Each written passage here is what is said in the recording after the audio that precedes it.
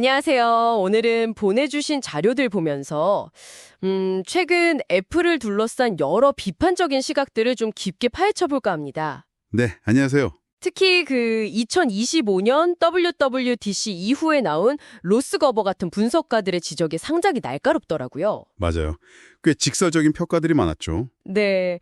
그래서 오늘 혁신 문제부터 AI, 또 차세대 하드웨어, 그리고 리더십 문제까지 애플이 지금 어떤 비판에 직면했는지 한번 제대로 짚어보겠습니다. 좋습니다. 우선 시작부터 좀 그렇죠. WWDC 행사가 뭐랄까 지루했다, 스노우즈 페스트였다 이런 평가가 나왔어요. 네, 좀 기대에 못 미쳤다는 반응이었죠.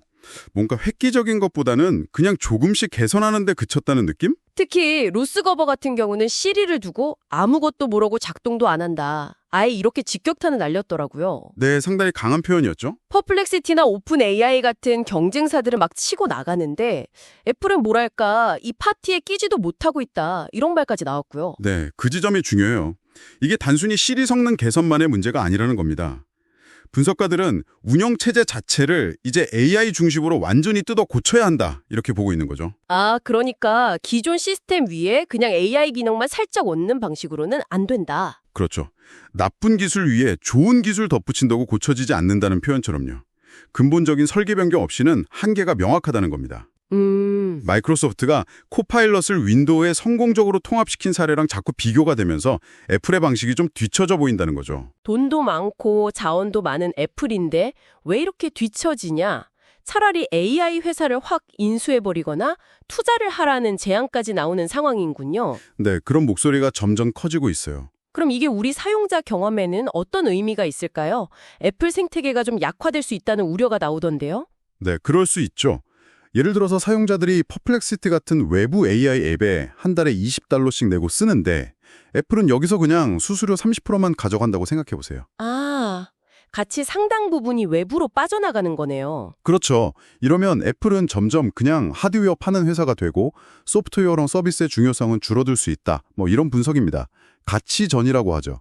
애플의 강점이었던 소프트웨어와 서비스 중심 전략에 좀 균열이 생길 수 있다는 거군요. 네, 그런 우려가 있습니다. 그리고 AI뿐만 아니라 그 다음 먹거리로 꼽히는 하드웨어 경쟁에서도 비슷한 걱정이 나와요. 아, 안경 말씀이시죠? 다음 큰 변화는 안경이다 이런 예측들이 많던데요. 맞습니다. 근데 애플의 야심작이었던 비전 프로는 지금으로선 좀 실패작이라는 평가까지 받고 있어요. 실패적이라니? 좀 심한 평가 아닌가요? 너무 크고 좀 투박하고 아직 쓸만한 컨텐츠도 부족하다는 거죠. 반면에 메타랑 레이벤이 같이 만든 스마트 안경은 오히려 꽤 괜찮다는 반응이고요. 애플답지 않은데요, 사실. 비전 프로가 첫 수를 배부를 순 없겠지만요. 그렇죠. 근데 이게 더 심각하게 받아들여지는 이유가 있어요. 그 애플의 전설적인 디자이너였잖아요. 조니 아이브. 네네. 이 사람이 회사를 나와서 오픈 AI랑 손잡고 AI 기반의 안경 형태 기기를 개발 중이라는 소식이 있거든요. 아, 정말요? 그건 좀 충격적인데요. 네, 그러니까 이게 그냥 신제품 하나 늦어지는 문제가 아니라 스마트폰 다음 시대의 컴퓨팅 플랫폼 경쟁에서 애플이 아예 주도권을 잃을 수도 있다. 이런 심각한 경고로 봐야 한다는 거죠. 장기적으로는 앱스토어나 아이폰 판매에도 영향을 줄 수 있는 문제군요. 그렇죠. 굉장히 중요한 문제입니다. 이런 기술적인 우려들이 당연히 이제 재무적인 평가나 리더십 문제로도 연결이 되는데요. 물론 긍정적인 시각도 있긴 합니다. 10억 명이 넘는 아이폰 사용자들이 있으니 이걸 기반으로 나중에 AI 구독 서비스 같은 걸로 돈을 벌 수 있지 않겠냐 하는 기대감이죠. 네, 그런 강세론도 분명히 존재합니다. 하지만 아까 말씀하신 그 가치 전이 문제.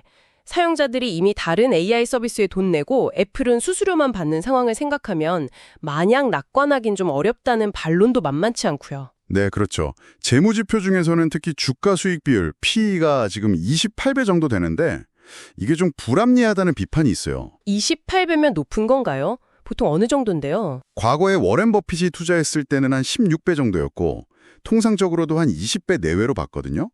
근데 지금 애플의 예상 성장률 연 20-25%는커녕 10% 성장도 어려울 수 있다는 전망이 나오는데 28배는 과하다는 거죠. 아, 시장은 성장에 높은 가치를 주는데 지금 애플 성장은 좀 둔화되고 있으니 PE가 너무 높다는 분석이군요. 네, 정확합니다. 성장에 대한 프리미엄이 과도하게 붙어 있다는 비판이죠. 이런 성장 둔화 우려는 결국 리더십에 대한 비판으로까지 이어지네요.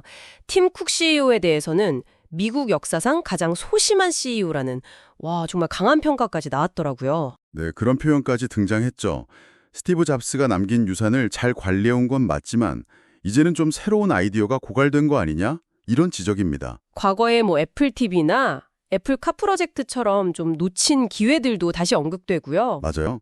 그리고 지금 AI 분야에서 좀 젊고 비전 있는 인재들을 제대로 끌어들이지 못하고 있다는 문제 제기도 있고요. 심지어 스티브 잡스였다면 이번 WWDC 발표 보고 쓰레기라고 했을 것이라는 말까지 나왔는데 이건 뭐 과거의 혁신적인 애플과는 뭔가 달라졌다는 걸 보여주는 것 같네요. 그렇죠.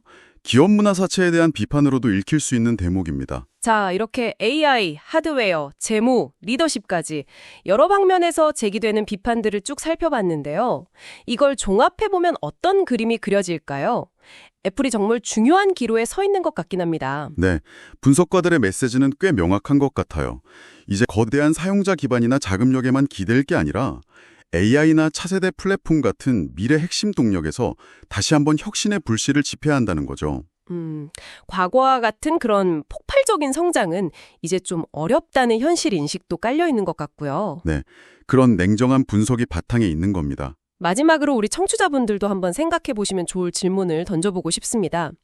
만약 애플이 이런 비판들에도 불구하고 뭐랄까 근본적인 변화를 시도하지 않는다면 정말 분석가들 우려처럼 소프트웨어와 서비스의 강점은 점차 잃고 그냥 하드웨어 판매에 더 의존하는 회사로 돌아갈 수도 있을까요?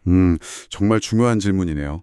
앞으로 애플의 행보를 계속 주목해야 할 이유인 것 같습니다. 네, 한 번쯤 깊이 고민해 볼 만한 문제인 것 같습니다. 오늘 분석 감사합니다. 네, 감사합니다.